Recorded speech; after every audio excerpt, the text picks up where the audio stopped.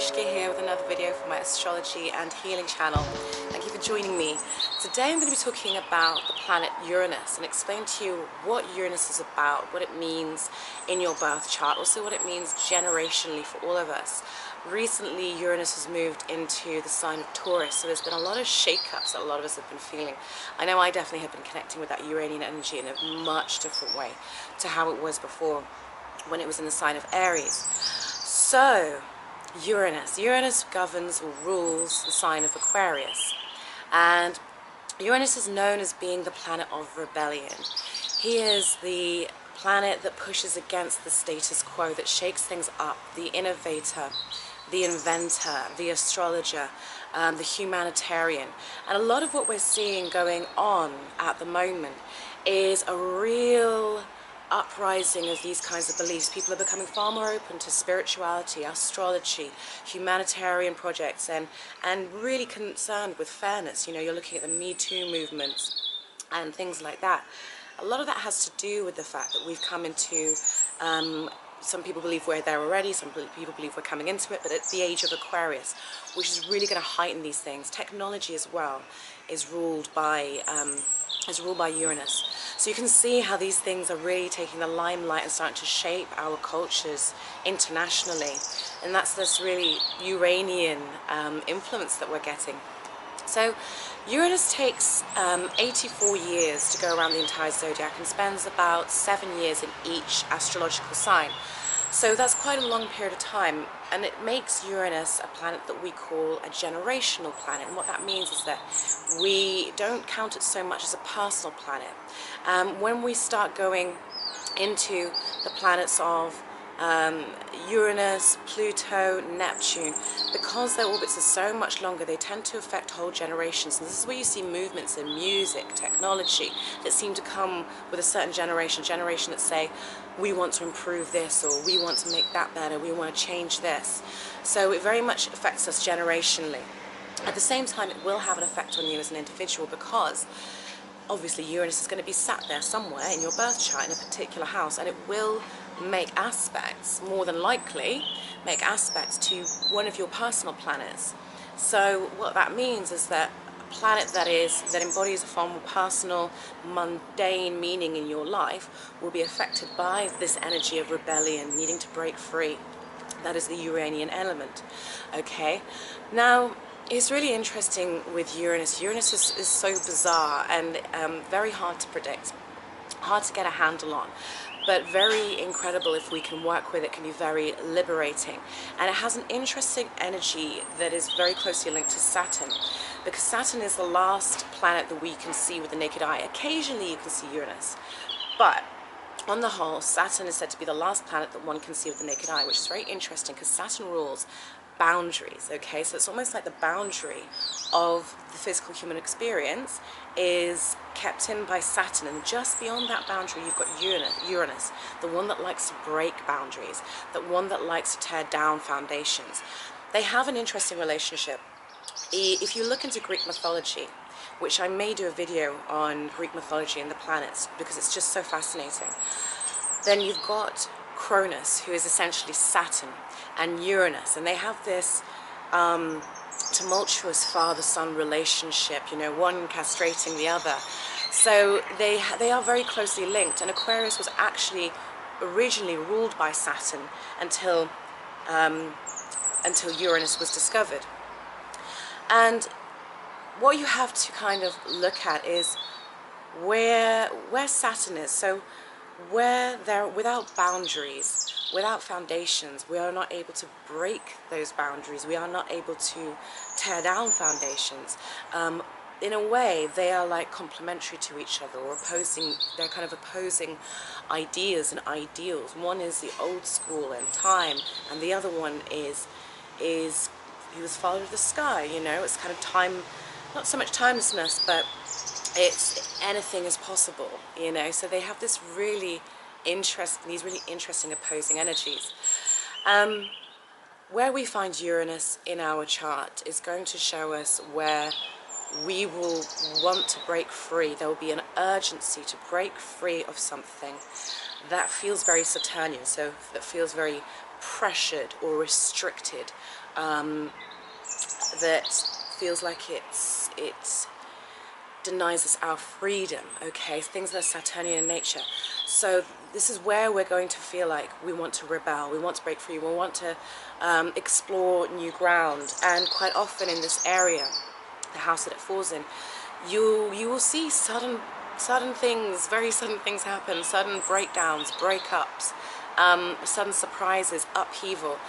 And in a way, you know, it's because the soul it wants to grow. At the end of the day, Uranus is a transcendental planet, and what that means is that rather than just, you know, being focused on the mundane and day-to-day life and the physicality, Uranus asks us to lift above all of that and look at the more spiritual, look at the broader perspective, look outside of the box. So by embracing Uranus, we can embrace a more, I suppose you could call it, a more God-like perspective, where things aren't just black and white, where there are different possibilities, where things can be transformed, and we do have the freedom to break free, okay? Now, if this planet falls, for instance, in your 7th house, you'll find that relationships are apt to constant change and breakups and divorces and big things happening around your relationships, and it could be with business partners and such. Your 4th house, there may be a strong need to break away from the family, from the family of origin, or to establish yourself as different to where it is you came from. There may be a disruptive childhood, or one in which you moved around incredible amounts. It's all dependent on where it's placed, and obviously the aspects that it makes to certain planets is going to give you far more detailed information. Another way that Uranus in the 4th can play out is we can see ourselves maybe coming from an eccentric family, a really different, out of the ordinary type of family, or having to disassociate ourselves with that family, having rather distant relationships with them. So it depends on the aspects of the chart, it depends on the whole chart itself. One thing that I would like to say, if you have a lot of Uranian energy in your chart, is that it's really wise to make the body strong, because it's a strong energy at the end of the day. This is the higher octave of Mercury. So think Mercury is thought, communication, rationale. Uranus takes that to a different level, takes it to another level, okay? This is sudden insight, sudden genius ideas. It's a lot of strong energy to channel. And so what you can find is people with strong Uranus can tend to suffer from issues regarding their nervous system, okay, because there's just too much energy of that energy being channeled through. So there can be issues to do with overthinking, there can be issues to do with stress, mental stress. So it's good to make sure you keep your body strong in order to channel that energy and ground it, essentially. Uranus is just a bizarre and unusual and out there planet, and I mean, part of that is characterized by the fact that its rotation is different to the other planets. Venus and Uranus, their rotation is different to the rest of the planets. Uranus actually rolls almost on its side, which is just bizarre, but in a weird way kind of exemplifies the bizarre nature of Uranus. It just has to do something different, has to be what it wants to be, and that's kind of what you're going to find in that area of your life, that you have to follow. If you're not following your true desires, I suppose, your true purpose on your own terms, then that Uranus will come along and really shake things up. But I mean, he does all the time. As he transits through each house, he shakes things up. With Uranus, it's one of those ones where if you can find a way to express it consciously, then it can take the enormity out of the big shocks that it will bring into your life. And by doing that, I mean, what it's asking us all to do is live an authentic life, regardless of what the status quo says. So whether that's that we want to be digital nomads, whether that's that we want to live in a mud hut instead of a house, whatever it is, whether it's that we need to break away from our family, whether it's that we don't actually want to have a relationship and we've actually chosen to be a single parent, bring a child into this world on our own. And all these things that go against societal norms, that go against the status quo, it asks you to live true to who you are. You find people who are very strongly Uranian. I am one of them, for example. People who have a strong Uranus in their chart. You don't have to be an Aquarius to have a strong Uranus in your chart. Now you can have stellium in Aquarius. You could have a lot of personal planets making aspects to Uranus. You could have perhaps a grand kite with Uranus as the pivotal planet. Sorry, not a grand kite, a kite with Uranus as the pivotal planet, which then of course would affect all the other planets that are involved in that configuration. So going back to what I was saying, you don't necessarily have to be an Aquarius to have strong Uranian energy. And these people who are very Uranian, they are not your normal people. There is always something different about them. They are rebellious. They are a free spirit. They are hard to tie down or pin down. They are creatives. Uranus really values self-expression, authentic self-expression. It's kind of social justice warriors will have a lot of Uranus. I mean, Uranus and Mars contacts, and maybe a bit of Jupiter in there. You can see a lot of social justice warriors with this.